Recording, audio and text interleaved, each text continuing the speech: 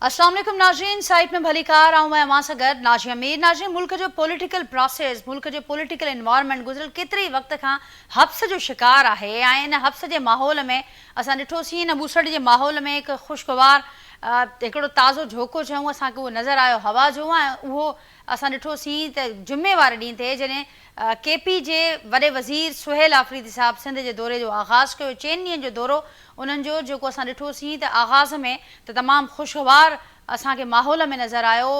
इस्तक़बाल बि कयो वियो, खेनि सिंधी टोपी ऐं अजरक बि पेश कई वई। ऐं उनखां पोइ असीं ॾिठोसीं त तमामु घणियूं तारीफ़ूं बि आयूं ऐं सुठे माहौल में ही दौरे जो आगाज़ थियो आहे। ॿिन्ही धुरनि पारां इन क़िस्म जा बयान बि साम्हूं आया, जंहिंखे तमामु सुठो जेस्चर करार ॾिनो वियो। त काफ़ी डिघे वक़्त खां पोइ असां ॾिठोसीं त हीअ हिकिड़ी तमामु सुठी शइ नज़र आई, पर सिर्फ़ु 24 कलाकनि ताईं हीअ समूरी शइ, समूरो असीं एपिसोड चऊं जेको असांखे नज़र आयो। ऐं 24 कलाकनि खां पोइ ओचितो ई ओचितो कुझु अहिड़ो थियो, अलाए छा थियो, जेको अॼु असीं पुछंदासीं त उन 24 कलाकनि जे खां पोइ असां ॾिठोसीं त बिल्कुलु माहौल तब्दील थी वियो। ऐं उहो जेको ख़ुशगवार माहौल हो, असांखे 24 कलाकनि खां पोइ लाहौर ऐं कराची यानी पंजाब ऐं सिंध असांखे मेज़बानी जे लिहाज़ खां PTI जे मुताबिक़ हिक ई पेज ते नज़र आया। त अहिड़ो 24 कलाकनि अंदरि छा थियो? छा को दबाव हो, छा को ॿियो मामिलो हो जंहिं करे हीउ मामिलो पेश आयो? या जीअं असां ॾिठोसीं त जॾहिं ही रुकावटुनि जा या ॿियूं शिकायतूं ऐं इल्ज़ाम साम्हूं आया केपी सरकार जा, केपी जे वॾे वज़ीर जा ऐं ॿियनि PTI अॻुवाणनि जा सिंध सरकार ते, त उनखां पोइ सिंध सरकार पारां माज़रत बि साम्हूं आई आहे। ॼाणायो वियो त जेको कुझु थियो आहे उनजी इंक्वायरी बि थींदी ऐं गॾोगॾु असीं माज़रत बि कयूं था। पर हीअ जेके कुझु वाक़िअनि जो ज़िक्र या जेके असां मथां इल्ज़ाम लॻनि पिया, उनजो जेको बुनियादी कारण आहे उहो इहो आहे त जेके तइ थियल शर्त हुआ उनजी भञकड़ी थी आहे। ऐं उन करे ऐं कुझु अहिड़ा सियासी बयान साम्हूं आया जंहिंजे करे पिणु हीउ जेको माहौल थियो, जेको ख़ुशगवार माहौल हो, उहो तब्दील थी वियो ऐं उहो ख़राबु थियो। नाज़रीन, उन ते बि ज़रूरु ॻाल्हाईंदासीं अॼोके प्रोग्राम में। ही जेको कराची जो गुज़िरियल ॾींहुं वारो पावर शो जंहिंमें असांखे साइज़ेबल क्राउड नज़र आयो, पाकिस्तान तहरीक इंसाफ़ जे कारकुननि जो, अॻुवाणनि जो। PTI इनखे कीअं पियो ॾिसे? ज़ाहिरा जेके मुख़ालिफ़ आहिनि, अॼु मेयर कराची बि इहो चयो आहे त जेकॾहिं PTI खे माण्हू घुरिबल आहे ऐं उन्हनि खे ग्राउंड भरण जे लाइ माण्हुनि जी ज़रूरत थी, त उहे अॻु ॿुधाइनि हा, असुलु मसइलो पंहिंजो बयानु कनि हा, त शायदि हुननि खे बाद में इल्ज़ामनि जी ऐं ॿियनि मामलनि जी ज़रूरत ई न पए हा। PTI ख़ुदि हिन ज़ाहिरा पंहिंजे पावर शो खे PTI कामयाबु शो करार पई ॾिए। जेके ॿियूं धुरियूं आहिनि उहो हिनखे कीअं पियूं ॾिसनि, जेके घुरिबल नतीजा आहिनि छा उहे हासिलु थी सघिया आहिनि? बज़ाहिर ॿुधायो पियो वञे त हीउ ॿियो सेकेंड स्टॉप हो स्ट्रीट मूवमेंट जेका शुरू कई आहे पाकिस्तान तहरीक इंसाफ़ ऐं हुनजी जेका अॻुवाणी करे पियो, केपी जो वॾो वज़ीर करे पियो। हुनजो पहिरियों असां स्टॉप ॾिठोसीं लाहौर, जिते पिणु असांखे छिकताण नज़र आई ऐं इल्ज़ाम नज़र आया, तलखियूं नज़र आयूं। ऐं उनखां पोइ जेको ॿियो स्टॉप हो सिंध जो जेको दौरो हो, कराची ऐं हैदराबाद जो जेको दौरो हो, उन में बि असांखे आख़िर में तलखियूं नज़र आयूं। ऐं हाणे नेक्स्ट जेका डेस्टिनेशन हूंदी इन स्ट्रीट मूवमेंट, उहा कहिड़ी हूंदी PTI जी?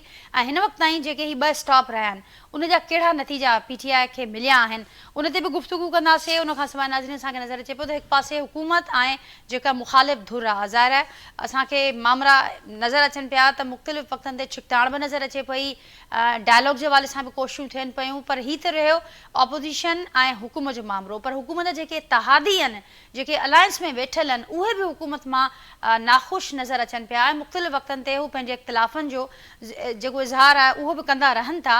पर अॼु नाज़रीन, पाकिस्तान पीपल्स पार्टी जेका अलायंस में शामिल आहे इन हुकूमत सां ऐं अहम तमामु घणी स्टेक होल्डर आहे, अहम इत्तेहादी आहे, पाकिस्तान पीपल्स पार्टीअ न रुॻो ऐवान मां वॉकआउट कयो पर एहतजाज बि कयो आहे। इहो एहतजाज ऐं वॉकआउट थियो आहे हिकिड़े ऑर्डिनेंस मामले ते, जंहिंमें पीपल्स पार्टी जो इहो मौक़िफ़ आहे त इहो पहिरियों भेरो थियो आहे पार्लियामानी हिस्ट्रीअ में त सदर जी सहीअ खां सवाइ को ऑर्डिनेंस साम्हूं आयो हुजे। उन मामले ते पाकिस्तान पीपल्स पार्टी पंहिंजी पार्लियामानी पार्टी जो इजलास बि तलब कयो आहे। इन ते बि गुफ़्तगू थींदी आहे। उनखां सां गॾोगॾु जेका दहशतगर्दी ख़िलाफ़ जंग में मुल्क मौजूदु आहे, हिकु अफ़सोसनाक वाक़ियो अॼु ख़ैबर पख्तूनख्वा जे इलाइक़े टांक में थियो आहे, जिते नाज़रीन 6 पुलिस एहलकारनि समेत 7 ॼणा शहीद थिया।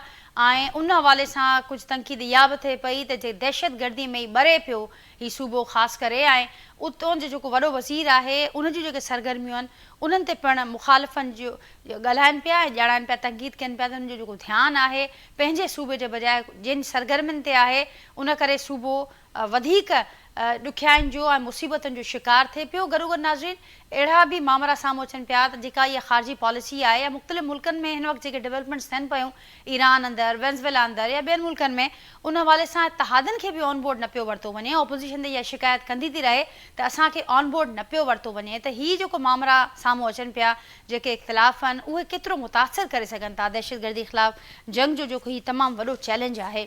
उन ते समूरनि मामलनि ते गुफ़्तगू कंदासीं। जेको पैनल मूंसां गॾु मौजूदु आहे उनजो तारुफ़ असां कराईंदे। सॼो की पैनल में गुफ़्तगू जे लाइ मूंखे जॉइन कियो आहे पाकिस्तान पीपल्स पार्टी जा सीनियर अॻवान आहिनि नवाब अली वसाण साहब, हिन प्रोग्राम में मूंसां गॾु शरीक आहिनि। उनखां सवाइ नाज़रीन पाकिस्तान तहरीक इंसाफ़ जा गुणा MP आहिनि जमाल सिद्दीकी साहब, वीडियो लिंक ज़रिए हिन प्रोग्राम जो हिसो आहिनि ऐं मूंसां गॾु अॼोके प्रोग्राम में गुफ़्तगू जे लाइ शरीक आहिनि। नाज़रीन वफ़ाक़ी तर्जुमान आहिनि सिंध लाइ राजा अंसारी साहब, मूंसां गॾु वीडियो लिंक ज़रिए हिन प्रोग्राम जो हिसो आहिनि।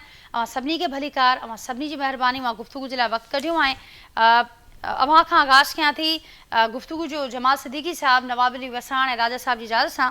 ही जेको मां ज़िक्र बि कयो त हिकु त PTI के नतीजा वठी सघी आहे। हिन वक़्तु ताईं जेके 2 स्टॉप असांखे नज़र आया आहिनि स्ट्रीट मूवमेंट जा, उन हवाले सां बि असांखे ज़रूरु ॿुधाइजो हीउ जेको जलसो गुज़िरियल ॾींहुं थियो आहे हिनखे PTI कीअं पई ॾिसे ऐं छा PTI जे एक्सपेक्टेशन्स जे मुताबिक़ थियो आहे या अञा कुझु वधीक एक्सपेक्ट कयो पियो वियो हिन पावर शो खे वठी करे। ऐं गॾोगॾु जेको ॿियो जेको अहम सवाल जेको जिते ॻाल्हि ॿोल बि थिए पई त असीं ॾिठोसीं त हिन दौरे जो आगाज़ तमामु ख़ुशगवार असांखे नज़र आयो। ख़ुशगवार माहौल खां 24 कलाकनि जे अंदरि हू तलख़नि वारो माहौल बणिजी वियो। त अहिड़ो छा थियो? सिंध सरकार जो मौक़िफ़ आयल आहे, माज़रत बि साम्हूं आयल आहे, पर हू ॼाणाइनि पिया त ही कुझु शर्त हुआ ऐं कुझु सियासी बयान हुआ जेके कारण बणिया आहिनि हिन तलख़नि जो। छा चवंदो आहे? बिस्मिल्लाहिर्रहमानिर्रहीम। शुक्रिया नाजिया। तव्हांखे मुंहिंजी आवाज़ ठीक थी अचे? जी बिल्कुलु। ॾिसो नाजिया, ॾाढे तवील अरसे खां पोइ कराची में हिकिड़ी पॉलिटिकल एक्टिविटी थी PTI जी तरफ़ां, ऐं वो बि हिकिड़े अहिड़े अंदाज़ में जॾहिं चेयरमैन इमरान ख़ान साहब जी तरफ़ां अनाउंस थियल स्ट्रीट मूवमेंट जे हवाले सां हिकिड़ो मुंतख़िब वज़ीर आला उहो पंजाब सूबे में वियो, हाणे सिंध बि आयो ऐं उनजी शुरूआति ॾाढी सुठी थी। पर ॾाढो अफ़सोस थियो त अगरि इहा शुरूआति सियासी शुरूआति हुई त पोइ त ठीकु आहे, पोइ त असांजो को मियार ई कोन्हे पीपल्स पार्टी ते, सिंध गवर्नमेंट ते, कि अगरि हिकिड़े महिमान खे तव्हां रिसीव करे उनखे सिंध जी रिवायत, सिंध जी सकाफ़त, अजरक टोपी पाराए उनखे कराची में तव्हां वेलकम था कयो, सूबे में वेलकम था कयो। पर अगरि तव्हांजे दिलि में तव्हांजी नियत में को खोट आहे त पोइ इहो दिखावो करण जी ज़रूरत न हुई। सिंध में आयो आहे त जिथे वेंदो असांजी सूबे जी शान, सूबे जी पहचान, सिंधी टोपी अजरक असांजी हर को माण्हू पाराईंदो इंशाल्लाह, ऐं इलाही सारे माण्हुनि पाराए बि आहे। मां हैदराबाद जे हिकिड़े ॾींहं जे दौरे में गॾु हुयुमि त तक़रीबन कोई 50 टोपियूं ऐं 100 अजरकूं त मां पाण रिसीव कयूं ऐं उहो संभाले मूंखे ॾिनियूं कि बाबा रखी असांजी गिफ्ट आहे, मां पेशावर करे खणी वेंदुमि पाण सां। पर अफ़सोस जी ॻाल्हि इहा आहे कि हिकु त परमिशन तव्हांखे जॾहिं ॾियणी बि हुई त तव्हां थोरो क़बल वक़्तु ॾेई छॾियो आहे। जॾहिं नासिर शाह साहब अनाउंस कयो कि असां इजाज़त ॾींदासीं त ॿिए ॾींहुं पोइ इंतज़ामिया बि चए थी, ॿिया मिनिस्टर बि चवनि था कि कोन ॾींदासीं। हिकिड़ी हैजानी कैफ़ियत पीपल्स पार्टी पाण पैदा कई कि हिकिड़े ॾींहुं अॻु में शाम 6 बजे तव्हां परमिशन था ॾियो ऐं उन ॾींहुं सुबुह जॾहिं कंटेनर्स ऐं साउंड सिस्टम वारा वेंडर जिना ग्राउंड पहुतो सामान लॻाइण जे लाइ, त उन ॾींहुं पुलिस रोके छॾियो, ग्राउंड में एंटर थियणु कोन ॾिनो। तो पुलिस को यूनाइटेड नेशन जी त न आहे न, इहा सिंध पुलिस आहे न, कंहिं त ऑर्डर ॾिनो हूंदो न हिनखे। अगरि तव्हां सुबुह असांखे तयारी करणु ॾियो आहे त असां शाम ताईं सेकेंड डे ते असां पंहिंजो पंडाल सजाए पुरअमन जलसो कयूं आहे। पर तव्हां उन ई राति हिकिड़ो क्रैक डाउन कयो, पंडाल जे अंदरि मौजूदु सैकड़ों हज़ारनि माण्हुनि जे मथां तव्हां लाठी चार्ज कयो, 30-40 गाॾियूं तव्हां टोड़ियूं पुलिस जी लाठी चार्ज सां, उते माण्हुनि जो 100 खां वधीक माण्हुनि खे तव्हां ऑन स्पॉट अरेस्ट कयो। What is this? इनखे महिमान नवाज़ी चइबो आहे। अगरि तव्हांखे सियासत ई करणी हुई कि तव्हां मिठो ॾेखारे कड़वो असांखे ॾियो त पोइ महिरबानी करे पोइ छो असांखे मिठो ॾेखारियो? असां आदी आहियूं ऐं पोइ 3 सालनि खां असां खोड़ सारे शयुनि जा आदी थी चुका आहियूं। पोइ उन खां पोइ जमाल साहब अहिड़ा इल्ज़ाम PTI ते बि लॻनि पिया त PTI जे कारकुननि पारां उते जेके मामला नज़र आया, जिन जो मूं ज़िक्र बि कयो त हिकु त सिंध सरकार ॼाणाए पई त शर्तनि जी भञकड़ी थी, जलसे जी NOC मिली चुकी हुई, जीअं अवां ॼाणायो त देरि सां मिली, पर कुछ देर खां मिलण खां पोइ बि सिंध सरकार ॼाणाए पई त इन खां पोइ असांखे ॼाणाए वियो त असीं रोडनि रस्तनि ते कंदासीं ऐं उन खां अॻु इहो बि ॼाणाए वियो त मुख़्तलिफ़ जेके सियासी बयान बि कुझु अहिड़ा साम्हूं आया।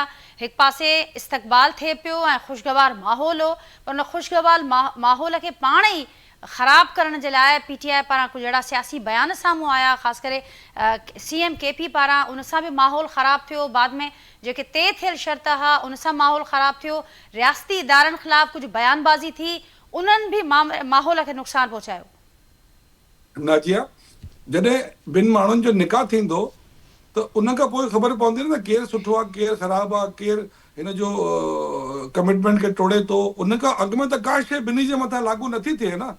त जॾहिं जलसो कंदा, पोइ टर्म एंड कंडीशन जी ख़िलाफ़ वर्ज़ी कंदा, पोइ ई असांजे मथां तव्हां FIR कंदव न। अञा जलसो ई कोन थियो आहे। असां त पहुता आहियूं सामान खणी, पंहिंजो वेंडर उते पहुतो आहे, लाइटूं लॻाइण, साउंड सिस्टम लॻाइण, कंटेनर पहुता आहिनि, तव्हां रोके छॾियो असांखे। 25 लख रुपया ॾिना आहिनि, अॼु ताईं 25 लख करे फीस न हुई। जिना ग्राउंड में केतिरी पार्टियूं जलसो कयो आहे। तव्हां बीइंग एंकर पंहिंजी इन्वेस्टिगेट कयो त हिन खां पहिरियों कहिड़ी पार्टी खां 25 लख रुपए जो पे ऑर्डर वरितो वियो आहे। ठीक जमाल साहब, इन जो जवाब वठूं था। मूंसां गॾु राजा अंसारी साहब आहिनि, नवाब अली बसाण साहब आहिनि। मां पंहिंजी ॻाल्हि बस मुकमल करे वठां त जेको रवैयो सिंध गवर्नमेंट रखियो आहे, जंहिंमें तशद्दुद शामिल हो, जंहिंमें मार कुटाई शामिल हुई, गाॾियुनि जी तोड़फोड़ शामिल हुई, ऐं उन खां पोइ जॾहिं CM साहब हैदराबाद में अचे पियो त मां कॉन्वॉय में गॾु हुयमि। असां 12 बजे निकिता आहियूं ऐं सुबुह 8 बजे कराची पहुता आहियूं। 8 कलाक में हैदराबाद खां। पहिरें असांखे हैदराबाद टोल प्लाज़ा ते ब्लॉक कयो, कंटेनर लॻाए, पोइ नूरियाबाद ते ब्लॉक कयो, पोइ आख़िर मां DHA खे अॻियां सॼो रोड ब्लॉक ॿई पासे करे छॾियो। असां किथे जंगलनि मां घिड़ी रस्तो अंधेरे में सुनसान रस्तनि में हिकिड़ो चीफ मिनिस्टर वॾी मुश्किल था वाया ठट्टा घारो कराची पहुतो सुबुह 8 बजे। तो अगरि इनखे मेज़बानी चइबो आहे ऐं पोइ अगरि पीपल्स पार्टी जा मिनिस्टर ज़िम्मेदार माण्हू चवनि पिया की असां इंक्वायरी कंदासीं त पुलिस लाठीचार्ज छो कई आहे, त हीअ त भरणी ॻाल्हि आहे न। त पुलिस पंहिंजी मर्ज़ी सां लाठीचार्ज कंदी, पुलिस खे इंस्ट्रक्शन ॾींदव त उहा असांखे तंग कंदी न। ऐं असांजो जलसो तव्हां ॾिठो त शाम 4 बजे जिना ग्राउंड पब्लिक सां भरी चुको हो, हर शइ मुकमल थी वई। अगरि इहा ई ख़ुलूस नियत सां, अख़लाक़ियात सां, डिसिप्लिन सां असांखे करणु ॾियो आहे त असां 3 कलाक में जलसो करे हले वञूं हा। पर तव्हां हिकिड़ी शइ त कराची जेको आहे उहो PTI जे सपोर्टरनि ऐं इमरान ख़ान जे चाहींदड़नि जो शहरु आहे। ऐं 3 सालनि खां पोइ हिकिड़ो वॾो मेगा इवेंट थी वञे त तमामु पार्टियुनि जी हिते वॾी शिकस्त हुई, जंहिंजे करे PTI जी राह में रुकावट विझी वई। जी नवाब साहब, छा चवंदो मां? जमाल साहब खे मां ॿुधो ऐं हू ॼाणाइनि पिया त हिकिड़ो जेकॾहिं वॾो पावर शो जंहिंजी तयारियूं अगरि असांखे करण जी बर वक़्तु टाइमली असांखे मामला सेट हुजनि हा त पोइ शायदि उन शिकस्त जे ख़ौफ़ खां ही सॼियूं रुकावटूं विधियूं वयूं। जी नवाब बसाण साहब, मुंहिंजो आवाज़ मां ते पहुचे पियो, ॿुधो पिया मूंखे? हेलो जी नवाब बसाण साहब, मुंहिंजो आवाज़ पहुचे पियो मां ताईं? ॿुधो पिया मूंखे? हाँ, तव्हांजो पहुचे पियो आवाज़। जी जमाल साहब खे मां ॿुधो, छा रिस्पॉन्ड कंदो? हाँ, पाकिस्तान पीपल्स पार्टी वॾी जमात आई जमहूरियत लाइ। जेतिरी पाकिस्तान पीपल्स पार्टी मार खाधी आहे शायदि कंहिं न खाधी आहे। चाहे फांसी हुजे, चाहे कोड़ा हुजे, चाहे जेल हुजे, ऐं आइन हुजे 1973 जो आइन, इहो पाकिस्तान पीपल्स पार्टीअ हिन मुल्क खे ॾिनो। ॾिसो, शहादतूं बि आहिनि, कोड़ा बि आहिनि, जेल बि आहे। सभ खां वॾो जेल आसिफ अली ज़रदारी साहब जो आहे, जेको 12 साल जेल काटियईं। हे असां त चाहियूं पिया त हर मुल्क में, हर सूबे में हर कंहिंजो हक़ आहे, हर कंहिंजो राइट आहे। जमहूरियत उनखे चइबो आहे त पंहिंजे कंहिं बि सूबे में वञी को बि जलसो करे सघे थो। पर उन में बि ज़ाहिरी आहे तव्हां जेकॾहिं मुल्क जे ख़िलाफ़ ॻाल्हियूं कंदव ऐं पंहिंजे जेकी डायलॉग कयो था उनजी भञकड़ी कंदव ऐं तव्हां जेकॾहिं चाहींदो त माण्हू बि तव्हां आणे ॾियो, असांखे जलसो भरे ॾियो, त इहा बिल्कुलु नाजाइज़ी हूंदी। ऐं पाकिस्तान पीपल्स पार्टी शुरूअ में ई चयो हो, ऐलान कयो हुयो चीफ मिनिस्टर सिंध, ऐं उनखे असां बिल्कुलु असांजा वज़ीर वञी उनखे गुल पाराया हुया, अजरक पाराया हुया, टोपियूं पाराया हुया।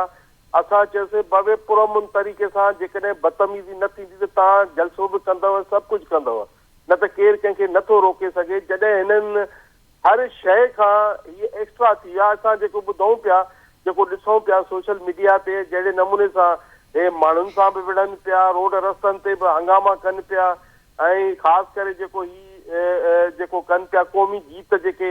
हाणे ॾिसो ही सिंध सूबो आहे, इहो न आहे त तव्हां हिते कंहिं पंहिंजे ई मुल्क ख़िलाफ़ तव्हां अहिड़ा नारा हणो, पंहिंजे ई मुल्क ख़िलाफ़ इदारनि जे ख़िलाफ़ तव्हां ॻाल्हायो, पंहिंजे ई मुल्क में तव्हां अहिड़ी शयूं कयो। तव्हांखे जेकॾहिं एॾो ज़ोर आहे त तव्हां पंहिंजे सूबे में वञी कयो जेको करिणो आहे। ज़ाहिरी आहे ही सूबो आहे पाकिस्तान पीपुल्स पार्टी ऐं तव्हांखे इहा बि ख़बर आहे त हितां जो चीफ मिनिस्टर तमामु हिमत ऐं मुड़ुसु माण्हू आहे, हिमत वारो आहे, मुराद अली शाह साहब। तो उनखे पाकिस्तान पीपुल्स पार्टी कॾहिं बि इहो न चाहींदी आहे त कंहिंजे बि, छो जो जमहूरी पार्टी आहे, हुन हर शइ इहे ॾिसी वरितियूं आहिनि। तो असां चवंदा आहियूं त हर शइ दाइरे जे अंदरि जॾहिं का ॻाल्हि कानून खां निकिरी थी वञे, का शइ हथनि मां निकिरी थी वञे त पोइ इहो ॾुखोईंदड़ अमल आहे। असीं उन लाइ बि सीएम सिंध चयो त असां इंक्वायरी कंदासीं जेकॾहिं अहिड़ी का ॻाल्हि आहे। नवाब साहब, जमाल साहब खे मां ॿुधो हू ॼाणाइनि पिया त ही सॼो कुझु थियो ई तॾहिं जॾहिं असांखे जेका एनओसी हुई उहा तमामु देरि सां ॾिनी वई ऐं उन खां पोइ ही जेके बि मामला मां ॿुधायो पिया थी मामला ख़ुशगवार खां तल्ख़ थिया, उहो थिया इन जे करे जो ख़ुदि जेके बुनियादी मामला तइ थियल हुआ उन्हनि जी भञकड़ी सिंध सरकार कई। न न न न न इहे बिल्कुलु इहो ईअं न आहे, भञकड़ी हिननि पे कई। हे त चाहिनि पिया, असली छा आहे त हिननि जा माण्हू एतिरा कोन पिया गॾु थियनि, एतिरा कोन पिया अचनि। ही कंहिं न कंहिं तरीक़े सां का उनजी जेके डायलॉग हुयो, जेके ॻाल्हियूं हुयूं, उन्हनि जी भञकड़ी कनि पिया किथे किथे। ॾिसो न, जॾहिं असांखे इहो न हुजे हा, असांजा वज़ीर हिनखे टोपी छो पाराइनि, असांजा वज़ीर हिन जो इस्तक़बाल छो कनि, असांजा माण्हू हिननि जो इस्तक़बाल छो कनि। ॾिसो असीं कॾहिं बि ही नून लीग न आहे, हीअ पाकिस्तान पीपुल्स पार्टी आहे ऐं जंहिं उनखे जमहूरियत जी ख़बर हूंदी आहे, हर शइ उनखे ॾिसी करे कदम खणंदी आहे। इहो न आहे त हिननि खे तकलीफ़ आई आहे या न आई आहे। जेकी तकलीफ़ पाकिस्तान पीपुल्स पार्टी खे शायदि आई आहे, हिननि कॾहिं तस्वर में बि कोन कयो हूंदो त केतिरी वर्करनि सां छा थियो, लीडरनि सां छा थियो, लीडर असांजा फांसी ते चढ़ी विया त बि पाकिस्तान जो नारो हयो ऐं पाकिस्तान जो नारो हणणु इहो तव्हांखे ख़बर आहे त जॾहिं मोहतरमा शहीद थी त असां सिर्फ़ु पाकिस्तान खपे जो ज़रदारी साहब नारो हयो। हिन वक़्तु बि जेकी चाहिनि पिया त ॾिसो कोई बि मुल्क में रही करे मुल्क जे ख़िलाफ़ नथो ॻाल्हाए सघे। नवाब साहब, ही पीटीआई वारा ॼाणनि पिया त जेको जेसिताईं माहौल ठीकु हो ऐं तेसिताईं त अहिड़ी का नारेबाज़ी या अहिड़ी का मामिलो नज़र कोन आयो। जमाल साहब खे मां ॿुधो ॼाणनि पिया त हैदराबाद जो रस्तो बि 8 कलाकनि ते थी वियो, उन वक़्तु बि रुकावटूं ॿुधियूं वयूं। छो थियो ऐं बदतमीज़ियूं माण्हुनि सां थियूं, माण्हुनि खे डंडा हया विया, माण्हुनि खे धक हया विया ऐं सभु शयूं इहे आयूं पियूं न, तॾहिं इहो एक्शन थियो न। जेकॾहिं ही ॾिसो माण्हू हिननि जा आया या न आया, माण्हुनि खे कंहिं बि रोक टोक न कई। जेकॾहिं माण्हू हिननि जो हाल नथो भरिजे त उन में पाकिस्तान पीपुल्स पार्टी जो ॾोह त न आहे न। पाकिस्तान पीपुल्स पार्टी त हिननि खे इजाज़त ॾिनी।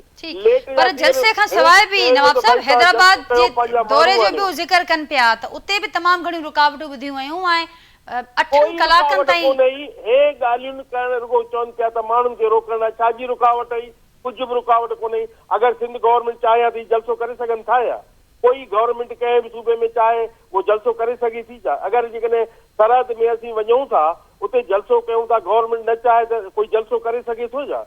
ये तो नामुमकिन है ना। एतिरी असां उन्हनि खे फेवर सिंध गवर्नमेंट ॾिनी, हर लिहाज़ खां उन्हनि जा जी बिल्कुलु ठीक, पर उहा फेवर टर्न छो थी ऐं रिवर्स गियर छो लॻो, इन ते इहे बि अञा सवाल उथनि पिया त छा किथां को दबाव आयो या हिन जे करतूतनि जे करे लॻो। ही हमेशह चाहींदा आहिनि त पाकिस्तान खे घटि करे ॾेखारींदा आहिनि, नीचो करे ॾेखारींदा आहिनि ऐं पाण खे ई ॾेखारींदा आहिनि ऊच, जेको तमामु हिकिड़ी उहा जेकी ॾुखोईंदड़ ॻाल्हि हूंदी आहे। भाई पाकिस्तान आहे त सभु कुझु आहे, पाकिस्तान में रही करे पाकिस्तान जे ख़िलाफ़ जा मुल्क जे ख़िलाफ़ कोई बि अहिड़ी तहिड़ी ॻाल्हि न थियणु घुरिजे। ऐं हिननि खे ॾिसो न, जेको नारो हणे पियो चीफ मिनिस्टर, कहिड़ो पियो नारो हणे, तुंहिंजी हाणे छा मां चवां, जेको कहिड़ो पियो हणे उहो भाई सभु कुझु आहे इस्टेब्लिशमेंट जे ख़िलाफ़ जा नारा हणण या उनजे ख़िलाफ़ ईअं चवणु इनडायरेक्ट वे में, इहो ग़लति आहे, ईअं न थियणु घुरिजे। ठीक नवाब साहब, तव्हांजी ॻाल्हि खे अॻियां वधाईंदे मूंसां गॾु राजा अंसारी साहब आहिनि। राजा साहब, अवां छा चवंदो जेको ही समूरो मामलो थियो असीं लाहौर खां पोइ हाणे कराची में बि हिक ई पेज ते मेज़बानीअ ते पीटीआई रखियो आहे, लाहौर खे बि हाणे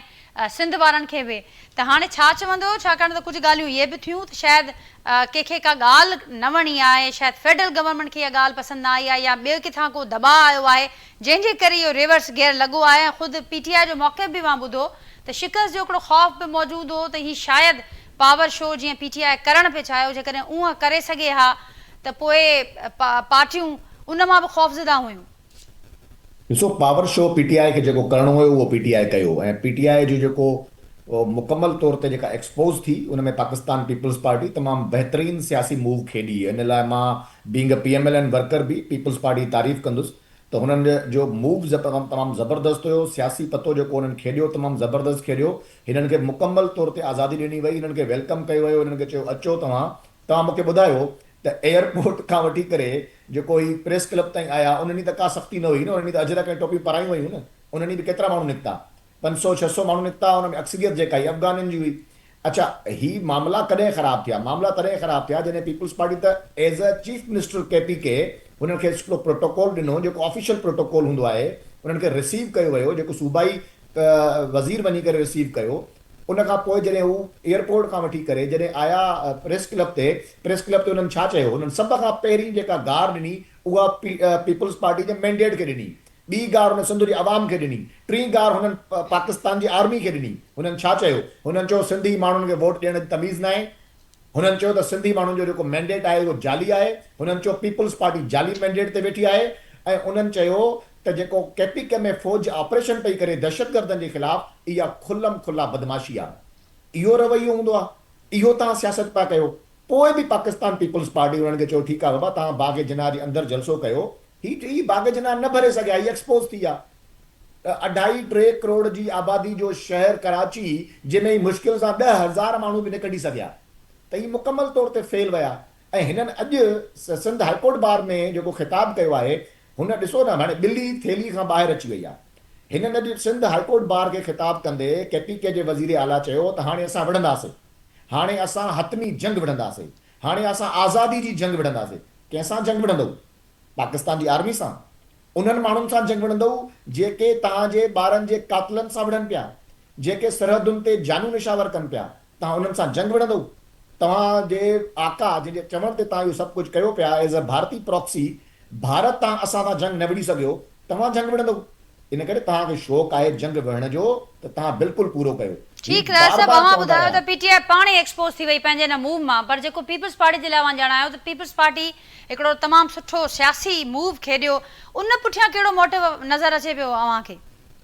इहो ई त जेका ख़ुदि साख़्ता मक़बूलियत जो नारा पाणनि न ॾिसो हिन वक़्तु पूरे पाकिस्तान में आम राय हिननि इहा ठाही आहे त पीपल्स PTI ऐं PTI जो जेको बानी चेयरमैन आहे इहो तमामु वॾो मक़बूल माण्हू आहे अवाम लखनि तादाद में ॿाहिरि निकिरी ईंदो कराची में त कराची जो लोकल माण्हू त कोन निकितो कराची में मूं पुछियो PTI जो त तव्हां ॿुधायो पर सिंध सरकार जो मां चयो त पीपल्स पार्टी बि हिकिड़ो सियासी मूव खेॾियो ऐं पीपल्स पार्टी इहो ई सियासी मूव खेॾियो त उन्हनि जी मक़बूलियत खे एक्सपोज़ कयईं पीपल्स पार्टी उन्हनि जी मक़बूलियत खे एक्सपोज़ कयो आहे पीपल्स पार्टी ॾेखारियो पूरी दुनिया खे ॾेखारियो पाकिस्तान जे माण्हुनि खे ॾेखारियो त हीअ एतिरा मक़बूल न आहिनि ही मक़बूल हुजनि त पीपल्स पार्टी जा जेके सिंध पुलिस जा जेके असांजा अहलकार हुआ उहो छा करण जे करे लखे माण्हू निकिरी अचनि हा त इन करे ही एक्सपोज़ थिया ही लाहौर में एक्सपोज़ थिया ही हाणे कराची में एक्सपोज़ थिया ही पूरे पाकिस्तान जे हर शहर में एक्सपोज़ थींदा इहो ई सबबु आहे त जॾहिं हिननि खे सियासी माइलेज न मिली सियासी मोट न मिली आवाम जे तरफ़ां हिननि खे पज़ीराई न मिली अॼु हिननि बहरहाल मायूस थी करे चयो त हाणे असां जंग विढ़ंदासीं हाणे असां हथियार खणंदासीं हाणे असां आज़ादी जी जंग विढ़ंदासीं त विढ़ो आज़ादी जी जंग कयो शौक़ु पूरो पाकिस्तान जी रियासत तयारु आहे हर उन माण्हू सां विढ़ण जे लाइ जेको रियासत खे चैलेंज कंदो जेको पाकिस्तान जे ख़िलाफ़ सियासत कंदो जेको हथियार खणंदो जेको जंग विढ़ंदो उन सां जंग विढ़ी वेंदी इंशाअल्लाह। ठीकु जीअं मां चयो त पाण ख़ुदि हिकिड़ो हिकु त एक्सपोज़ बि थी ऐं गॾोगॾु PTI हिकिड़ो सुठी अपॉर्चुनिटी बि ज़ाहिर थी पर नवाब साहब अवां वटि ईंदसि ऐं जमाल साहब जेकॾहिं तव्हां आयो त तव्हां मूंसां गॾु लाइन ते मौजूदु आहियो जमाल साहब अवां जमाल साहब सां राब्तो करण जी कोशिशि कयूं पिया ऐं नाज़रीन कोशिशि कयूं था त जमाल साहब सां ॿीहर असांजो राब्तो बहाल थिए जीअं उन्हनि जो मौक़े बि प्रोग्राम में शामिलु थिए मूंसां गॾु नवाब साहब बि मौजूदु आहिनि। नवाब साहब जेका ॻाल्हि राजा साहब कई त पीपल्स पार्टी बि सियासी मूव खेॾियो ऐं त जीअं PTI खे एक्सपोज़ करे सघिजे पर उनखां अॻु त असांखे मामला मुख़्तलिफ़ नज़र आया। अवां सम्झो पिया त वाकई पीपल्स पार्टी जो को सियासी मूव हो या पीपल्स पार्टी हिकिड़ो सुठो जेस्चर ॾिनो उन्हनि खे वेलकम करण खां वेंदे समूरनि मामलनि ताईं? त पाकिस्तान पीपल्स पार्टी जो सुठो जेस्चर ॾिनो, इन करे ॾिनो त ज़ाहिरी आहे कोई बि पार्टी आहे, ज़ाहिरी आहे जमहूरी पार्टी आहे। 1973 जो आइन बि चए थो त हर कंहिंजो हक़ आहे, कंहिंजो माना राइट आहे त उहो किथे बि जलसो करे सघे थो। पर जलसे जो इहो मतिलबु न आहे त तव्हां मुल्क जे ख़िलाफ़ ऐं उन रियासत जे ख़िलाफ़ तव्हां घटि वधि ॻाल्हायो ऐं उते बदतमीज़ी कयो, उते गीत ॻायो, उते तकलीफ़ ॾियो मुल्क खे, त इहो त बिल्कुलु ग़लति आहे। नवाब साहब, राजा साहब जी ॻाल्हि खे छा रिस्पोंड कंदो? राजा साहब चवनि पिया त पीपल्स पार्टी जी सियासी चाल हुई, सियासी मूव हो त जीअं पीटीआई खे एक्सपोज करे सघिजे। अवां त ॼाणायो पिया त ही जेस्चर हो, उनखे कीअं ॾिसिजे? सियासत नाज़िया, सियासत त हर को करे पियो, पाकिस्तान में हर कंहिंजी हले थी, पर पाकिस्तान पीपल्स पार्टी इहा सियासत न कंदी आहे। पाकिस्तान पीपल्स पार्टी जमहूरियत जो एतिराम कंदी आहे, पार्टियुनि जो एतिराम कंदी आहे। मां तव्हांखे थोरो ॿुधायां, जॾहिं नवाज़ शरीफ़ जी हुकूमत हुई, जॾहिं इमरान ख़ान धरणो हयो डी चौक ते, पाकिस्तान पीपल्स पार्टी पार्लियामेंट सां बीही रही। ॾिसो, पार्लियामेंट सां बीही रहण मुल्क सां माना बीही रहण आहे इहो। तो उनजे करे असां चाहियूं था त जेके बि असेंबली जा कम आहिनि उहो ओसि ताईं हुजनि, जेको जंहिंजो राइट आहे उनजो हुजणु घुरिजे। हर कंहिंजा पंहिंजा राइट्स आहिनि, जलसनि जा पंहिंजा आहिनि, क़ौमी असेंबली जे उते उन्हनि जा पंहिंजा आहिनि, हर हिक पंहिंजे। पर पाकिस्तान पीपल्स पार्टी सभ जो दिफ़ा थी करे। पहिरियों त फर्स्ट ऑल मुल्क जो दिफ़ा थी करे, उनखां पोइ वरी करे थी असेंबली जो दिफ़ा। ॾिसो त आसिफ अली ज़रदारी साहब पोइ माज़रत छो कई वई? नासिर अली शाह साहब तमामु सीनियर मिनिस्टर आहिनि। 18 अमेंडमेंट ॾिनी, जेको सूबनि में जेकी हिन वक़्तु हिननि खे दोस्तनि खे तकलीफ़ आहे, त उहो त ॾिसो आसिफ अली ज़रदारी साहब ॾिनी न 18 अमेंडमेंट, जेको हुकूक ॾिना। बिल्कुलु, पर नवाब साहब मूंखे ॿुधाइजो, जीअं मां चयो हर एंगल खां ॾिसे थी। असांजो चेयरमैन पढ़ियो लिखियो माण्हू आहे, ऐं हिन वक़्तु जेकी ज़रूरत आहे बिलावल भुट्टो ज़रदारी साहब जी आहे। जेकॾहिं मुल्क खे तव्हां तरक़ी वठायो था, मुल्क खे तव्हां अॻिते वठी वञणु चाहियो था, त हिन वक़्तु जेको आहे बिलावल भुट्टो साहब जी ज़रूरत आहे। मूंखे नवाब साहब इहो बि ॿुधाइजो, जीअं अवां चयो त अवां जीअं चयो त जेको कुझु थियो, जेको बि कुझु थियो उहो नाख़ुशगवार इन करे वाक़िया थिया त पाकिस्तान तहरीक इंसाफ़ जे पंहिंजे मामलनि जे करे इहे एक्शन थियो। पर पोइ जेकॾहिं अहिड़ी सूरत हाल हुई, बिल्कुलु क्लियर आयो अवां त सभु कुझु इन जे करे थियो, त पोइ नासिर हुसैन शाह साहब तमामु सीनियर वज़ीर आहिनि, पोइ उन्हनि माज़रत छो कई आहे, उन्हनि इहा ॻाल्हि छो कई आहे त इंक्वायरी असीं कराईंदासीं जेको कुझु थियो आहे? ॾिसो न, हिकिड़ो ही त बयान आहे, असीं ॿुधायूं था त ही शयूं थियूं जेकी हिन जी नालाइकिन जे करे थियो, पर इंक्वायरी उन सां गॾु इंक्वायरी बि थियणु घुरिजे त आया काथे का थियो, आया कहिड़ी जाइ ते, कहिड़ो मोड़ ते कंहिंखे तकलीफ़ आई, तो उन में इंक्वायरी बि थियणु घुरिजे, सभु शयूं अचणु घुरिजनि, ख़बर पवणु घुरिजे त असली हक़ीक़त छा आहे। पर हिन वक़्तु जेकी जनरल हक़ीक़त इहा ई आई आहे, जेको मुल्क जे ख़िलाफ़, रियासत जे ख़िलाफ़, तव्हांखे पाण ख़बर आहे जेके शयूं अचनि पियूं, जेके नारा लॻनि पिया, जेके गीत ॻाया वञनि पिया, इहे सभु शयूं दुख ईंदड़ हुयूं। हुननि जा माण्हू न पे आया, निकिता। शुरूअ में ॾिसो न, असां हिननि खे इजाज़त ॾिनीसीं, माण्हू न आया पे, थोरा आया माण्हू। ॿिए ॾींहं ते बि ईअं ई माण्हू, हाणे माण्हू न अचनि, हाल खे भरणु, उहो असांजो कमु कोन्हे। जे चवनि त इहो बि पाकिस्तान पीपल्स पार्टी सिंध हुकूमत भरे ॾे, त उहो बि चवंदा त असां भरे ॾियूं न, त पोइ ही जलसो कंदा, किताब कंदा। जी जमाल साहब, छा चवंदो जेकॾहिं अॼु मेयर साहब बि अहिड़ी आछ कई आहे, नवाब वसाण साहब बि आछ कनि पिया त जेकॾहिं माण्हुनि जो मसइलो हो, भरणो हो जलसेगाह खे, त पोइ उहो बि ॿुधायो आहे। बाक़ी राजा साहब खे बि मां ॿुधो, नवाब साहब खे बि ॿुधो, ॼाणाइनि पिया त ख़ुदि पीटीआई हिकिड़ो सुठो मौक़ो ज़ाहिर कयो ऐं हिकिड़ी सुठी इंगेजमेंट थी सघे पई। पर जेके मुख़्तलिफ़ रियासत मुख़ालिफ़ बयान हुजनि, शर्तनि जी भञकड़ी हुजे या सियासी बयान हुजनि, उनजे करे माहौल ख़राबु थियो ऐं हिकिड़ी सुठी पंहिंजी अपॉर्चुनिटी पीटीआई ज़ाहिर कई ऐं गॾोगॾु एक्सपोज बि थी त हुननि जी का मक़बूलियत कोन्हे जंहिं मक़बूलियत जा पीटीआई दावा करे थी। अच्छा नाजिया, हिकु त ॻाल्हि इहा आहे त तव्हांजो लिंक ड्रॉप थी वियो, जंहिंजे करे मां नवाब साहब जी ॻाल्हि ॿुधी कोन सघियुमि। ऐं बसि मां एतिरो ॿुधियुमि त नवाब साहब ॾाढी ख़्वाहिश ऐं ॾाढी पंहिंजी दिलि जी ॻाल्हि कई आहे कि भई माण्हू न हुया त असांखे ॿुधायो आहे। इहा ॻाल्हि होम मिनिस्टर साहब बि कई कि भई माण्हू न हुजनि त ॿुधायो आहे।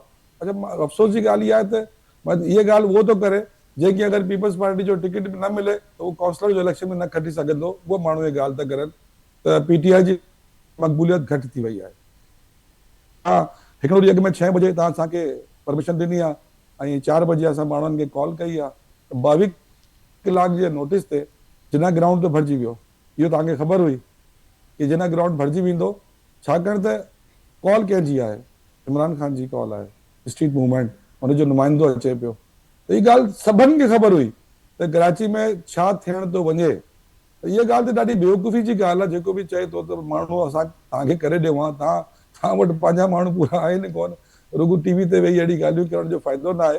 ऐं इहो तव्हांखे बि चङी तरह ख़बर आहे ऐं चङे ख़ासनि खे ख़बर आहे इहा ॻाल्हि त इमरान ख़ान जी मक़बूलियत ऐं पीटीआई जी मक़बूलियत अवाम में हिन मुल्क में केतिरी आहे इहो को ॿुधाइण वारी ॻाल्हि कोन्हे। उहो छा चइबो आहे, मिर्ज़ा ग़ालिब जो हिकिड़ो शेर आहे न कि यूं तो मालूम है जन्नत की हकीकत लेकिन दिल के बहलावे को ख्याल अच्छा है गालिब। तो इनको दिल को बहलाना है तो ये दिल को अपने बहला ले कि अवाम की कितनी मकबूलियत है। वो आपने 8 फरवरी 2024 को भी देख ली थी। तो खैर ये बात तो ना करें आप, पर उसूली इखलाकी ॻाल्हि इहा आहे त जेकी जमात ॾिसो असां बि मोहबत सां अॻिते वधियासीं, तव्हांखे थैंक यू चयो, तव्हांजो शुक्रिया अदा कयो कि तव्हां असांखे वेलकम कयो आहे, पर हिकिड़े हथ सां भाकुर पाइण ऐं ॿी हथ में छुरी रखणु इहो मुनासिब ॻाल्हि न आहे। त सियासी ख़िलाक़ियात जो मुज़ाहिरो करणु खपे कि हू केपीके जो चीफ मिनिस्टर हो, तव्हांजे सूबे जी हुकूमत जंहिंजो हिकिड़ो चीफ मिनिस्टर हूंदो आहे त तव्हांजा इक्वल पोज़ीशन जो माण्हू तव्हांजे सूबे में आयो आहे कि तव्हांजो फ़र्ज़ु आहे, तव्हांजो फ़र्ज़ु न आहे, मुंहिंजे सूबे जी रिवायत आहिनि कि अगरि दुश्मन बि घर ते अची वेंदो आहे न त उनखे बि उन सां बि पलान न कबो आहे अगरि दरवाज़े ते हली आयो आहे त। ठीकु, त पर जमा साहब हाणे हासिल छा थियो?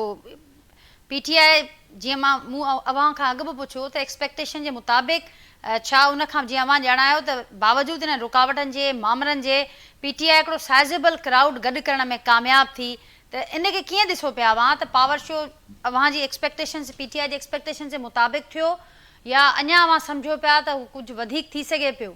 ऐं जेका ॻाल्हि थिए पई त हिकिड़ी सुठी अपॉर्चुनिटी हुई, जेकॾहिं जेका सुठी अपॉर्चुनिटी हुई त अव्हां किथे मौजूदु हुयो, हिकिड़ो सुठो पॉलिटिकल जेसर असांखे नज़र आयो, पर उनखे ख़ुदि ई जेके मुख़्तलिफ़ सियासी बयान चऊं या जेके रियासत मुख़ालिफ़ बयान चऊं उन्हनि तमामु घणो डैमेज कयो, उनजी कहिड़ी जस्टिफिकेशन आहे?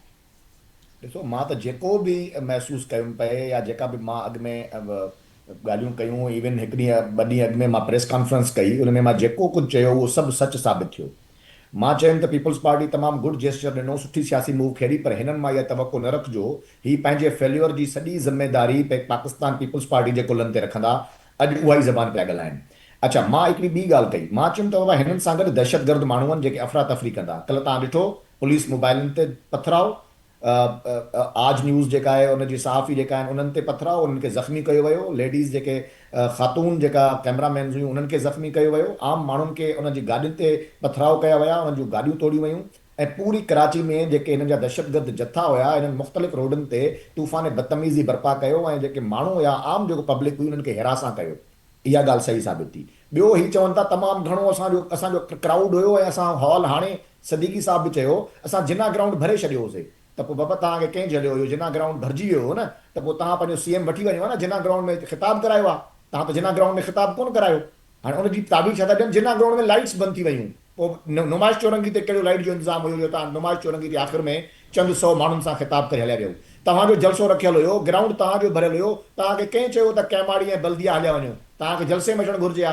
सो इन करे हिननि खे सॼी ख़बर हुई त क्राउड कोन्हे, असां कोन भरे सघिया आहियूं। मां अॻु में अर्ज़ु करे वियुमि त 2.5-3 करोड़ जी आबादी जे शहर में सिर्फ़ु 5 खां 10 हज़ार माण्हुनि जो निकिरणु, उन बि त अक्सरियत आहे हिकिड़ी क़ौम जी हुई, ठीकु आहे न, ऐं उन हिकिड़ी क़ौम में वरी अक्सरियत अफ़गाननि जी हुई। त जेके दहशतगर्द टोला हुया, जेके इंतिशार पसंद माण्हू हुया, उहे निकिता, बिल्कुलु निकिता। मां अॻु में ई चयुमि त उहे ई निकिरंदा ऐं उहे अफ़रा तफ़री कंदा, उन्हनि अफ़रा तफ़री कई। त हाणे ही जेका डेंजरस ॻाल्हि कनि था, उहा डेंजरस ॻाल्हि इहा आहे त ही हाणे रियासत सां जंग विढ़ण जी तयारी था कनि। अॼु हिननि जे केपीके जे जेको वज़ीर आला आहे उन ॿार खे ख़िताब कयो आहे ऐं चयो असां जंग विढ़ंदासीं, आज़ादी जी जंग विढ़ंदासीं। इहा कंहिंजी ज़बान पिया ॻाल्हाइनि?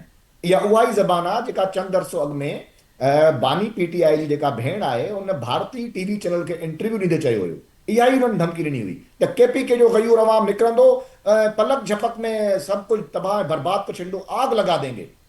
ऐं हुन पोइ बार बार भारती साहब हुन खां बार बार रिपीट करे पुछो तो आप ये धमकी पाकिस्तान के आर्मी चीफ को भी इसमें शामिल कर रही हैं, उनके लिए भी बोल रही हैं? तो हाँ बिल्कुल असां उन जे लाइ बि चऊं था त ही पूरी दुनिया में फॉरेन फंडिंग वठी ख़ासि तौर ते भारतीय पैसे खे इस्तेमालु कंदे भारत जे प्रॉक्सीज़ जे तौर ते कमु पिया कनि ऐं पाकिस्तान खे, पाकिस्तान जी आर्मी खे मलाइन पिया कनि, उन्हनि जी तौहीन पिया कनि, उन्हनि जी बेहुरमती पिया कनि ऐं पूरी दुनिया में पाकिस्तान जी बदनामी जो सबबु पिया बणिजनि। त जेको कमु असांजो दुश्मन मुल्क न करे सघियो, हाणे हू पंहिंजे प्रॉक्सीज़ जे ज़रिए, पंहिंजे जवान एजेंट जे साहब ज़रिए छा चवंदो हिन नैरेटिव जी ज़ाहिरा का जस्टिफिकेशन नथी बीहे, छा चवंदो, मौक़िफ़ छा ॾींदो न थिए? ऐं गॾो गॾु इहो बि ज़रूरु चइजो त अॼु 9 मई वाक़िअनि खे वठी करे जेका फॉरेंसिक रिपोर्ट साम्हूं आई आहे रेडियो पाकिस्तान हमले में, सुहेल आफरीदी साहब जी मौजूदगीअ जी बि तस्दीक थी आहे कुझु ॿियनि अॻवाननि सां गॾु। त हाणे ऐं ॿिए पासे अॼु ताज़ो ई मूं ज़िक्र बि कयो इंट्रो में त टांक में हिकिड़ो दहशतगर्दी जो वाक़ियो थियो आहे। ज़ाहिरा KP ॿियनि इलाइक़नि समेत, पर असां ॾिसूं था त ख़ासि करे KP अंदरि जेका दहशतगर्दी जी सूरत हाल आहे, सूबो दहशतगर्दी में ॿरे पियो। ऐं अहिड़े वक़्त ते जेके ही मामला असांखे नज़र अचनि पिया, मुख़्तलिफ़ सवाल उथनि पिया त पंहिंजे सूबे अंदरि जेके मामला उन्हनि खे छॾे करे जेके ॿियूं सरगर्मियूं आहिनि जंहिंजे करे सूबे खे नुक़सानु पियो पहुचे, छा चवंदो जमाल साहब?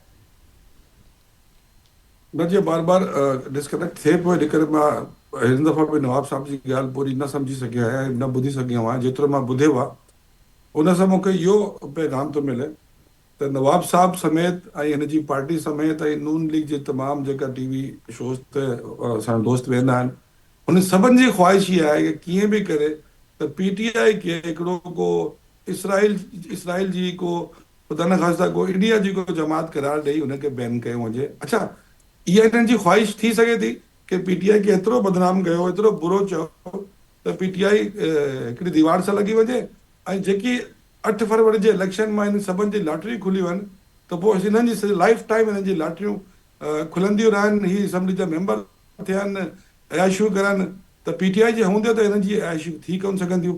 8 फरवरी ते हिननि ॾिसी छॾियो आहे त हीअ सभु ज़ोर लॻाइनि था हिन ॻाल्हि में कि PTI जे ख़िलाफ़ जेतिरो नेगेटिव ॻाल्हाए सघूं असां ॻाल्हायूं ऐं PTI खे कीअं बि करे इलेक्शन कमीशन पर जमाल साहब जेके ही बयान आहिनि इहे त हाणे इन्हनि जा कोन्हनि, हुकूमत जा कोन्हनि, न हुकूमती अॻवाननि जा आहिनि। जिन बयाननि जो ज़िक्र थिए थो या कराची जे दौरे दौरान असां ॻाल्हि कयूं या उन खां अॻु वारी ॻाल्हि कयूं त उहे त हुकूमत जा बयान कोन्हनि, हुकूमती अॻवाननि जे माण्हुनि जा ॻाल्हियूं न आहिनि। ॾिसो, जेके बयान जी ॻाल्हि करनि पिया, मूंखे न आहे ख़बर त इहो अलीमा आपा किथे बयानु ॾिनो। ऐं ॾिसो अॼुकल्ह इहे जेका बयान आहिनि न, इहो AI जे ज़रिए बि ओड़ी आवाज़ ओड़ी शक्ल में बिल्कुलु ओरिजिनल अचे थो। तव्हां मूंखां वधीक सम्झो थी हिन ॻाल्हि खे, त उहो उनजो बि हिकिड़ो अमल दख़ल आहे हिन ॻाल्हि में कि उन खां पोइ इहो बयानु ॿीहर कॾहिं आयो कोन। ठीकु, पर जमाल साहब उनजी तरदीद कोन पई अचे PTI पारां। उहे असीं ॾिठोसीं जेके कुझु ॿाहिरि मुल्कनि में, उते बि असांखे अहिड़ा मामला नज़र आया। ऐं उन खां पोइ हीअ त राजा साहब इंटरव्यू जो ज़िक्र कयो जेको ॾिनो वियो गुज़िरियल असां ॾिठोसीं गुज़िरियल वक़्त में भारतीय टेलीविज़न ते। पर उन खां सवाइ बि जेके मामला ई साम्हूं अचनि पिया, ऐं जीअं मां ॼाणायो त AI जनरेटेड मामला बि थियनि था, ॿियूं शयूं बि थियनि थियूं, पर उनजी तरदीद बि साम्हूं न पई अचे PTI पारां। जीअं मां ॼाणायो त पूरो ज़ोर पियो लॻायो वञे त कहिड़े तरीक़े सां PTI सां मनसूब कजे इन्हनि समूरनि शयुनि खे। पर छा PTI उनजे जवाब में के एफर्ट्स ॾे पई, का तरदीद, के अहिड़ा मामला जंहिंसां हीअ जेको हुकूमत मां ॼाणायो पिया त हुकूमत जेको बयान जोड़े पई उनखे डिस्करेज करे सघिजे, उनखे काउंटर करे सघिजे, अहिड़ो को असांखे नैरेटिव कोन पियो नज़र अचे PTI जो? नाजिया मूंखे 2 मिंट ॾियो, छो मूंखे वञिणो आहे ॿी TV चैनल ते। नवाब साहब कयूं आहिनि जी, अगरि उन खां पोइ 100 दफ़ा ॾियाल जे ॿाहिरि मीडिया जे साम्हूं अलीमा आपा प्रेस कॉन्फ्रेंसियूं कयूं आहिनि, त अगरि इहे सभु शयूं हक़ीक़त ते मबनी हुजनि हा त मुंहिंजे ख़्याल में काफ़ी हुकूमत नवाज़ सहाफ़ी बि आहिनि त उहो कॾहिं हिन ॻाल्हि खे न छॾनि हा। अलीमा आपा त 100 दफ़ा मीडिया टॉक करे चुकियूं आहिनि। त हीअ ॻाल्हि तव्हां तरदीद जी ॻाल्हि पिया कयो त तरदीद के जे अलावा रोज़ाना जी बुनियाद ते उहो मीडिया जे साम्हूं आहिनि। मां सिर्फ़ु हिकिड़ी ॻाल्हि इहो चवणु थो चाहियां कि ॾिसो, छा पाकिस्तान के इमरान ख़ान खे बंदि करण सां या PTI ते पाबंदी लॻाइण खां पोइ छा पाकिस्तान खे तव्हां एतिरो तरक़ी ॾेई वेंदो पाकिस्तान खे एॾो वॾो सुपर पावर बणाए छॾंदो त जेको इमरान ख़ान या पीटीआई उनजी राह में रुकावट आहे न। तव्हां हिकिड़ी ज़्यादती, हिकिड़ी नाहक क़ैद सज़ाऊं, उन सां तव्हां पाकिस्तान जे सियासी माहौल खे ख़राब कयो था। ठीकु इहो जाहिर हक़ीक़त साहब आहे छा चवंदो अवां जंहिंजी मक़बूलियत आहे, जंहिंजी अवाम में एक्सेप्टेंस आहे, अगरि तव्हां हुनखे एक्सेप्ट न कंदव त डेफिनेटली अवाम बि रिएक्शन ॾींदी। त मुंहिंजो मैंडेट आहे, मां वोट कयो आहे, मां लखनि जे हिसाब सां वोटनि सां हिकिड़े माण्हू खे खटारायो आहे, ऐं अॼु मुंहिंजी जाइ ते को ॿियो वेठो आहे। तो इहो ज़्यादतियूं अगरि मुसलसल हलंदियूं त पाकिस्तान जी अवाम बि इन जे लाइ आवाज़ खणंदी, इन जे लाइ इन जे हक़ में आवाज़ बुलंद कंदी। त इहो सोचणु खपे त नुक़सानु पाकिस्तान जो थिए थो इन सियासी लड़ाइयुनि में। जी राजा साहब मूंसां मौजूद आहियो मां जी। नवाब साहब मुंहिंजो आवाज़ पहुचे पियो अवां ताईं? जी जी पहुचे पियो। नवाब साहब छा चवंदो आख़िर में अवां ऐं राजा साहब जी अवां ॻाल्हि ॿुधी, ख़ुदि जमाल साहब खे मां ॿुधो त पार्टियुनि जो ज़ोर इन ते आहे त कहिड़े तरीक़े सां पीटीआई सां सभिनीनि शयुनि खे असीं मनसूब कयूं। ॾिसो ही जेकी हिननि जी सोच आहे, पंहिंजी जेकी बि सोच रखनि, पर इहो चवनि त पाकिस्तान पीपल्स पार्टी या ॿी पार्टी चाहिनि थी त इहा पार्टी तो पंहिंजो पाण हिन पंहिंजी पार्टी सां अशर था कनि। ॾिसो मुल्क में रही करे मुल्क जे ख़िलाफ़ ॻाल्हाइण, मुल्क में रही करे मुल्क जे ख़िलाफ़ अफ़रा तफ़री 9 मई जा वाक़िया तव्हां खां विसरी विया आहिनि। हेॾा वॾा वाक़िया थियनि था, हेॾा वॾा मसइला थियनि था त हू विसारे था छॾनि। ॾिसो ही पंहिंजे पाण सां पंहिंजी पाण सां पाण चवंदा आहिनि त हिकिड़ो कुआड़ो पंहिंजे पाण खे पाण पिया हणनि ऐं पंहिंजे पाण दुश्मनी पाण सां कनि। हिननि खे जेको सभ खां वॾी ॻाल्हि जमहूरियत में हूंदो आहे डायलॉग। जंहिं पार्टीअ में डायलॉग न आहे, जंहिं पार्टीअ में ॻाल्हियुनि जी विर्छ न आहे, त मुंहिंजे ख़्याल में मां त उनखे पार्टी न चवंदुसि। कोई बि ॾिसो शहीद मोहतरमा बेनज़ीर भुट्टो साहब आई, उन डायलॉग जो रस्तो अख़्तियार कयो। जेकॾहिं ही बि डायलॉग जो रस्तो अख़्तियार कंदो त हिन जे लाइ बहितर हूंदो, हिन जी पार्टी लाइ बहितर हूंदो। ऐं ही अॻिते अचे थो या नथो अचे, हिन जी केतिरी मक़बूलियत आहे न आहे, अवाम में उहो अवाम ई ॿुधाए सघे थो। जेको फिलहाल त नवाब साहब हू 8 फरवरी वारे एहतजाज जी तयारी भी करे पीटीआई ॿुधायो, उन में त ख़बर न पई त हिन जी का बि कोन्हे, जो अवाम में कोन्हे। जो अवाम हुजे हा त निकिरी अचे, या अवाम हुजे हा त हिन सां जलसे जी गाह भरिजी वञे हा। ही पाण डिले टैक्सिस पिया कनि, पाण ई चाहिनि पिया त पोइ सिंध गवर्नमेंट जी इन्वॉल्वमेंट था ॾेखारनि, ॿियनि शयुनि जी इन्वॉल्वमेंट था ॾेखारनि। हे ख़ुदि हिननि जी पंहिंजा ई अमाल आहिनि ऐं पंहिंजे ई अमालनि जे करे सभु कुझु थिए थो। बाक़ी ॿियूं पार्टियूं जा असां उन्हनि खे इहे जलसा भरे ॾियूं, जलसेगाह भरे ॾियूं, जा माण्हू आणे ॾियूं, जा हिननि सां ॾिसो पाकिस्तान पीपल्स पार्टी या सिंध गवर्नमेंट हिन खे एतिरो फ्री एंड फ्री बिल्कुलु 100% हिननि खे ईज़ी रस्तो ॾिनो, ईज़ी सभु कुझु कयो। हाणे पाण उन्हनि में हू उन्हनि ॻाल्हियुनि खां फिरनि था, उन्हनि ॻाल्हियुनि खां उन्हनि खे एडमिट नथा कनि। जेकी ग़लतियूं कनि था, ग़लतियूं त पाण ई कनि था न, ॿियो त कोई कोन थो करे। ऐं माशाल्लाह पढ़िया लिखिया आहिनि, सोबर आहिनि, त घटि में घटि एतिरो सोचनि जेकी ॻाल्हियूं डायलॉग थिए थो त उन ते त पूरो लहनि, उन ते त पूरो इम्प्लीमेंट कनि। ठीक त नवाब साहब आख़िर में इहो ॿुधायो त जेको कुझु लाहौर में असां ॾिठोसीं, जॾहिं केपी जे सीएम जो दौरो उते हो ऐं उन खां पोइ उन्हनि जा बयान साम्हूं आया त ही जेको कुझु थियो उहो सॼो कुझु पंहिंजी पीटीआई जे पंहिंजे जेके सरगर्मियूं रहियूं उन जे करे थियो, त अवां सम्झो पिया त उते उहो मौक़िफ़ सही हो ऐं या अवां सम्झो पिया त उते बि जेके मामला थिया? ॾिसो उहो उनजी ॾिसो त ही पाण ई उनजी वज़ाहत करे सघनि था। तव्हां हिकिड़ी मूंखे ॿुधायो, रियासत जे ख़िलाफ़ कोई वज़ीर आला रियासत जे ख़िलाफ़ ई ॻाल्हाए, रियासत खे चैलेंज करे, रियासत खे धमकी ॾे, रियासत खे चए त तुंहिंजे जेको आहे सो डी चौक इस्लामाबाद ते अची उते ईंदुसि, मां हीअं कंदुसि हूअं कंदुसि। ॾिसो इहो कॾहिं बि कंहिंखे बि कानून जा काई बि अहिड़ी हैसियत गवारा नथी करे जेको रियासत खे रियासत ललकारे। तो उनजे करे थोरो सम्झणु घुरिजे। हिन जी ख़बर न आहे त हिननि जो दिमाग़ काॾे हेॾे होॾे थी थो वञे जो अहिड़ो तहिड़ो ॻाल्हाइनि था या अहिड़े ते अमल कनि था। ही चाहिनि था त अफ़गानी असीं वठी पाकिस्तान में डिफेट विझंदासीं, अफ़गानी वठी अची असीं पाकिस्तान में अफ़रा तफ़री जो आलम पैदा कंदासीं। उहो त कनि पिया न, सॼे मुल्क में कनि पिया, सॼे मुल्क में। चाहे ॾिसो त सिंध में केतिरो कयनि, वरी वञनि था उते बि कनि था, हर हंधि कनि था। तो मुंहिंजे चवण जो मतिलबु त हिननि खे थोरो सियासत मां ज़रदारी साहब सिखणु घुरिजे ऐं सम्झणु घुरिजे त हिननि लाइ वॾी अहमियतकार हूंदो। नवाब साहब वरी महिरबानी मुंहिंजी जमाल सिद्दीकी साहब ऐं राजा अंसारी साहब बि नाज़रीन मूंसां गॾु मौजूदु हुआ, उन्हनि जी बि वरी महिरबानी। गुफ़्तगू ॿुधी पंहिंजे फीडबैक आगाह कजो। वरी सुभाणे मां सां मुलाक़ात थींदी, तेसिताईं ॾींदा इजाज़त। अल्लाह हाफ़िज़।